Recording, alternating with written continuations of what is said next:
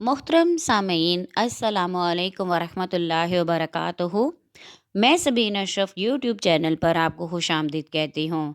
जैसा कि आप जानते हैं, ईमान की शाखें हमारा उन्वान चल रहा है, जिसमें आज आपके सामने ईमान की 42वीं शाख बयान करूँगी, जिसका उन्वान है हर्ष में म्याना रवि एहतियार करना।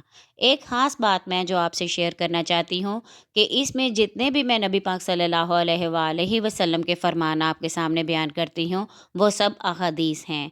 और जो कुरान मजीद की आयत के तराजुम हैं, उनके साथ मैंने उन आयत की जिस जिस वो सूरत की आयत हैं उसका भी ज़िक्र किया होता है, ताकि आपको ये जानने में आसानी हो जाए कि ये तर्जमा जिस आयत का है वो किस सूरत की आयत से लिया गया है। तो इसलिए सूरत का नाम साथ पहले बयान करके फिर मैं उसका तर्जमा आपके सामने बयान करती हूँ। और नबी पाक सल्लल्लाहु अलैहि वसल्लम के तमाम फरमान जो हैं वो अहादीस हैं। इसलिए हर टॉपिक को जो बयान किया जाता है वो कुरान और हदीस के हवाले से ही आपके सामने पेश किया जाता है। स्टार्ट कर रही हूँ। हर्ष में म्याना रवि एहतियार करना। नबी अकरम सल्लल्लाहु अलैहि वसल्लम ने फरमाया, ए उम्मत मुस्लिमा, तुम अल्लाह के नज़दीक तमाम उम्मतों से बेहतर और काबिल तकरीम हो। और कभी यूं फरमाया, मेरी उम्मत को तमाम उम्मतों से बेहतर बनाया गया। और उम्मत वस्त होने का शर्फ भी इसी उम्मत के हिस्से में आया। अल्लाह ताला ने इरशाद फरमाया है कुरान मजीद में, सूरह बकरा में है, और इसी तरह बनाया हमने तुम्हें उम्मत वस्त, ताकि तुम लोगों पर गवाह बनो और हमारा रसूल तुम पर गवाह हो।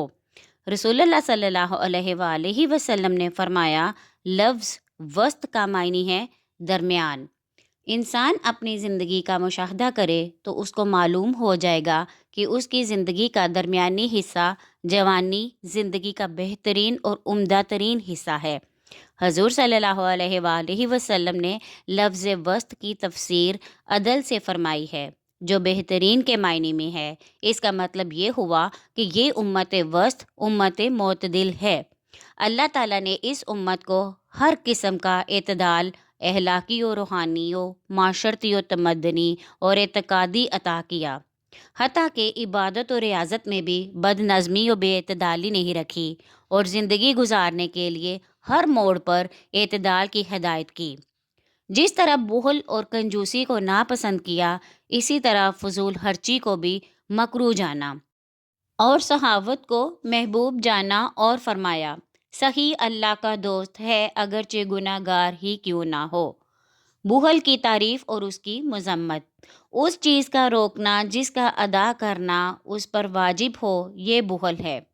इस्लाम ने हसूल दौलत के गलत तरीक़ों को हराम करार देने के साथ साथ जायज़ तरीके से हासिल शुदा दौलत पर भी सांप बनकर बैठने से मना फरमाया है।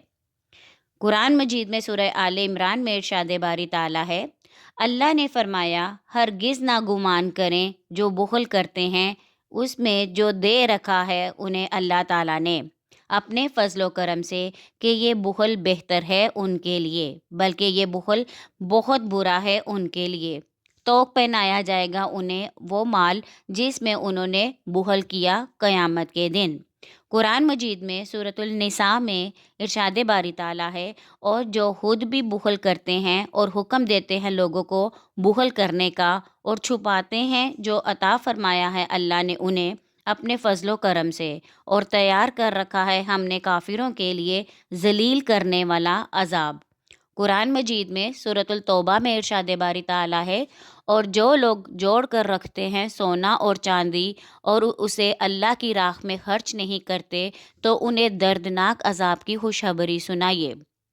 जिस दिन तपाया जाएगा ये सोना चांदी जहन्नुम की आग में, फिर दागी जाएंगी उनकी पेशानियाँ, उनके पहलू और उनकी पुश्तें, और उन्हें बताया जाएगा कि ये है जो तुमने जमा कर रखा था अपने लिए, तो अब चखो सज़ा इसकी जो तुम जमा किया करते थे।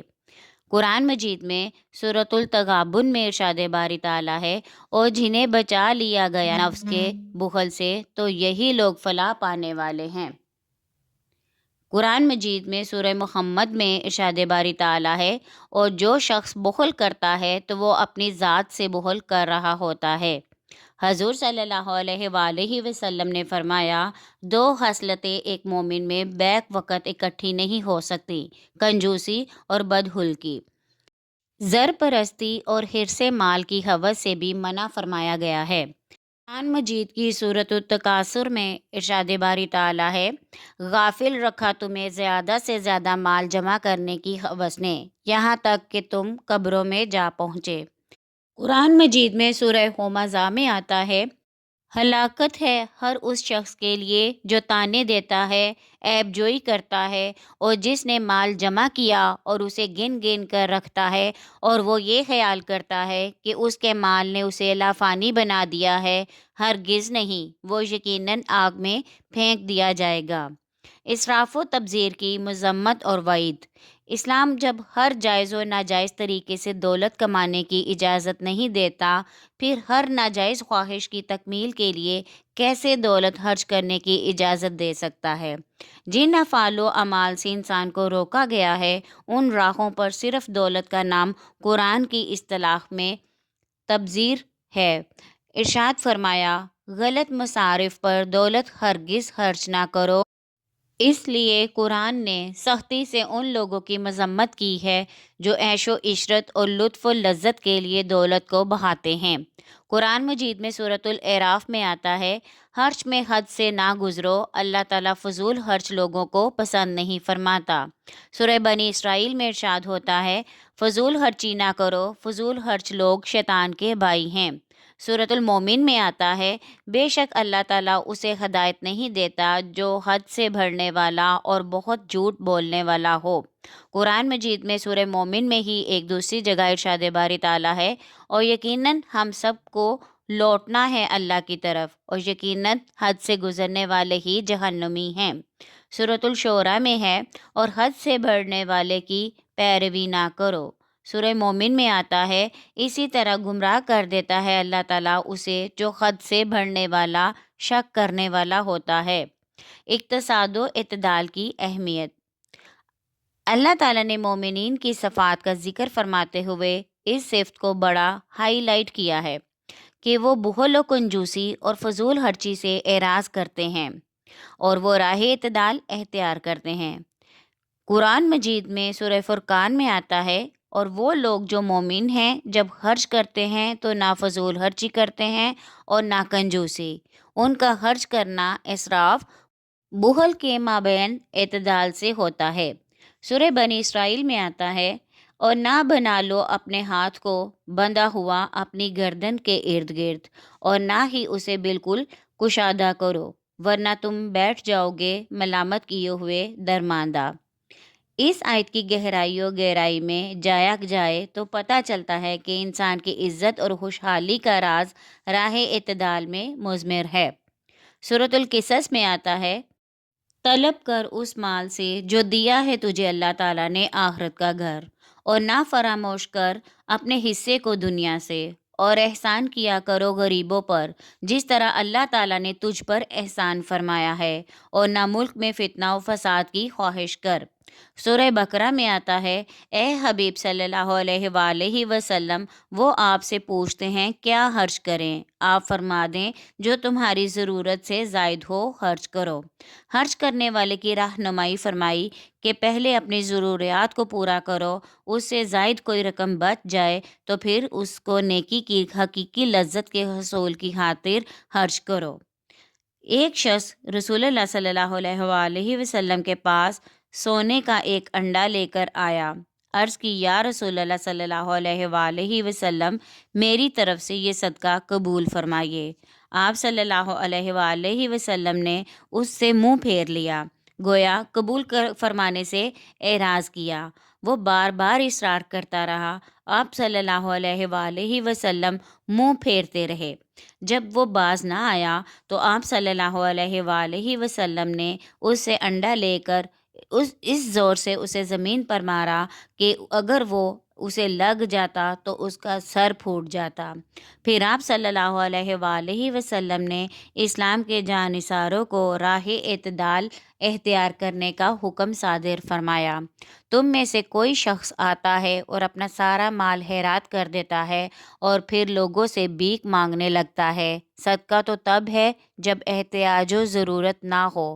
اس طرح ایک اور مقام پر اعتدال اور میانہ روی کی اہمیت کو واضح فرمایا کہ جو راہ اعتدال اختیار کرے گا کبھی مفلس نہ ہوگا۔ اس ساری گفتگو کے بعد ذہن میں ایک سوال پیدا ہوتا ہے کہ جو دولت خرچ کرنی ہے اس کا مصرف کیا ہونا چاہیے۔ اس سلسلہ میں قرآن و حدیث کی رہنمائی کی ضرورت ہے۔ مصارف دولت، مصارف کا مطلب یہ ہوتا ہے کہ ہم نے اپنی یہ دولت جو ہے وہ کس کس جگہ پر کہاں کہاں خرچ کرنی ہے، اور وہ سب کچھ قرآن پاک میں کھول کر واضح طور پر بیان کیا گیا ہے۔ سورہ بقرہ کی اس آیت میں آپ کے سامنے بیان کر رہی ہوں۔ نیکی یہی نہیں کہ نماز میں پھیر لو تم اپنے رخ مشرق کی طرف اور مغرب کی طرف، بلکہ نیکی کا کمال تو یہ ہے کہ کوئی شخص ایمان لائے اللہ پر اور روز آخرت پر اور فرشتوں پر اور کتاب پر اور سب نبیوں پر، اور دے اپنا مال اللہ کی محبت سے رشتہ داروں اور یتیموں اور مسکینوں اور مسافروں اور مانگنے والوں کو، خرچ کرے غلام آزاد کرنے میں۔ اللہ کی راہ میں تمہارے مال کے خرچ کے مستحق وہ ہیں جو روکے گئے ہیں اللہ کی راہ میں، نہیں فرصت ملتی انہیں روزی کمانے کے لیے زمین میں چلنے پھرنے کی۔ جاہل خیال کرتا ہے کہ یہ مالدار ہے ان کے سوال نہ کرنے کی وجہ سے۔ اے حبیب صلی اللہ علیہ وآلہ وسلم، آپ انہیں ان کی شکل و صورت سے پہچانتے ہیں۔ یہ لوگوں سے لپٹ کر نہیں مانگتے، جو کچھ تم خرچ کرو گے اپنے مال سے بس یقیناً اللہ تعالیٰ اسے خوب جانتا ہے۔ قرآن مجید میں سورۃ الدہر میں ارشاد باری تعالیٰ ہے، نیک لوگ اللہ کی محبت میں کھانا کھلاتے ہیں مسکین، یتیم اور قیدی کو، اور کہتے ہیں کہ ہم محض اللہ کی خوشنودی کے لیے تمہیں کھلاتے ہیں اور تم سے کسی بدلے یا شکریہ کے خواہش مند نہیں۔ قرآن مجید میں سورۃ المعارج میں آتا ہے، خوش قسمت اور جنتی وہ لوگ ہیں جن کے مالوں میں ایک طے شدہ حصہ مدد مانگنے والوں اور محروم کے لیے ہے۔ سورۃ البقرہ میں ارشاد باری تعالیٰ ہے، اے حبیب صلی اللہ علیہ وآلہ وسلم، وہ آپ سے پوچھتے ہیں کہ کیا خرچ کریں، فرما دے کہ جو کچھ خرچ کرو اپنے مال سے تو اس کے مستحق تمہارے ماں باپ ہیں اور قریبی رشتہ دار ہیں اور یتیم ہیں اور مسکین ہیں اور مسافر ہیں، اور جو نیکی تم کرتے ہو بلا شبہ اللہ اسے جانتا ہے۔ حضور صلی اللہ علیہ وآلہ وسلم نے فرمایا، آدمی اپنی بیوی پر خدا کی رضا کے لیے جو کچھ خرچ کرتا ہے یہ اس کی طرف سے صدقہ ہے۔ آپ صلی اللہ علیہ وآلہ وسلم نے فرمایا، وہ اشرفی جسے اللہ کی راہ میں تم نے خرچ کیا، اور وہ اشرفی جسے غلام آزاد کرنے میں صرف کیا، اور وہ اشرفی جو کسی مسکین پر تم نے صدقہ کیا، اور وہ اشرفی جو تم نے اپنی بیوی پر خرچ کی، ان تمام اشرفیوں میں ثواب اور اجر کے حساب سے اللہ کے ہاں سب سے بڑی وہ ہے جسے تم نے اپنی بیوی پر خرچ کیا۔ آپ صلی اللہ علیہ وآلہ وسلم کے دریائے رحمت کی کوئی حد ہی نہیں، بیوی بچے تو دور کی بات ہے، آپ صلی اللہ علیہ وآلہ وسلم نے تو یہاں تک ارشاد فرمایا کہ تم نے خود اپنے کو جو کھلایا یہ بھی تمہاری طرف سے صدقہ ہے، جو اپنی اولاد کو کھلایا یہ بھی تمہاری طرف سے صدقہ ہے، اور اپنی بیوی کو جو بھی کھلایا وہ بھی تمہاری طرف سے صدقہ ہے، اپنے نوکر کو جو کھلایا وہ بھی تمہاری طرف سے صدقہ ہے۔ اس سلسلہ میں آپ صلی اللہ علیہ وآلہ وسلم نے بڑے بنیادی و کلیدی اصول وضع فرمائے۔ ارشاد فرمایا، تم میں جب کوئی مفلس ہو جائے تو خرچ کی ابتدا اپنی ذات سے کرے۔ فرمایا، پہلے اپنی ذات سے شروع کرو، پھر ان پر جو تمہارے زیر پرورش ہوں۔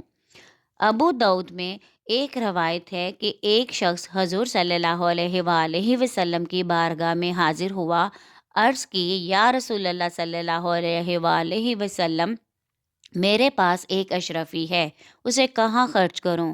آپ صلی اللہ علیہ وآلہ وسلم نے فرمایا، اسے اپنی ذات جان پر خرچ کرو۔ مال خرچ کرنے کی جزا قرآن مجید میں سورہ بقرہ میں ارشاد باری تعالیٰ ہے، جو لوگ خرچ کیا کرتے ہیں اپنے مال رات میں اور دن میں، چھپ کر اور اعلانیہ، تو ان کے لیے ان کا اجر ہے اپنے رب کے پاس، اور انہیں کوئی خوف نہیں اور نہ وہ غمگین ہوں گے۔ اور جو لوگ مصائب و آلام میں صبر کرتے رہے اپنے رب کی خوشنودی حاصل کرنے کے لیے، اور صحیح صحیح ادا کرتے رہے نماز کو، اور خرچ کرتے رہے اس مال سے جو ہم نے ان کو دیا، پوشیدہ طور پر اور اعلانیہ طور پر، اور مدافعت کرتے رہتے ہیں نیکی سے برائی کی، انہی لوگوں کے لیے دار آخرت کی راحتیں ہیں۔ قرآن مجید میں سورہ حدید میں آتا ہے، پس جو لوگ ایمان لائے تم میں سے اور خرچ کرتے رہے نیکی کے راستے پر، ان کے لیے بہت بڑا اجر ہے۔ اعتدال کی دلچسپ قرآنی مثالیں سورہ لقمان میں ارشاد باری تعالیٰ ہے، میانہ روی اختیار کرو اپنی رفتار میں اور اپنی آواز کو دھیما کیجیے۔ اللہ تعالیٰ نے رفتار و گفتار کے آداب سکھائے، یعنی بات کرو تو ایسے پیارے اور دھیمے لب و لہجہ کے ساتھ جس میں کشش اور جاذبیت ہو، اور چلو تو متانت و سنجیدگی کا دامن تھام کر، تاکہ لوگ تمہیں عزت کی نظر سے دیکھیں۔ قرآن مجید میں بنی اسرائیل میں ارشاد باری تعالیٰ ہے، اور نہ تو بلند آواز سے نماز پڑھو اور نہ بالکل آہستہ پڑھو، اور تلاش کرو ان دونوں کے درمیان معتدل راستہ۔ یہاں پر اپنی آڈیو کا اختتام کرتی ہوں۔ امید ہے ہماری آج کی آڈیو آپ کو پسند آئے گی۔ پسند آئے تو لائک کریں، شیئر کریں، اور کمنٹ میں اپنی رائے کا اظہار ضرور کیا کریں، اور ہمارے چینل کو سبسکرائب کرنا ہرگز نہ بھولیے گا۔ شکریہ۔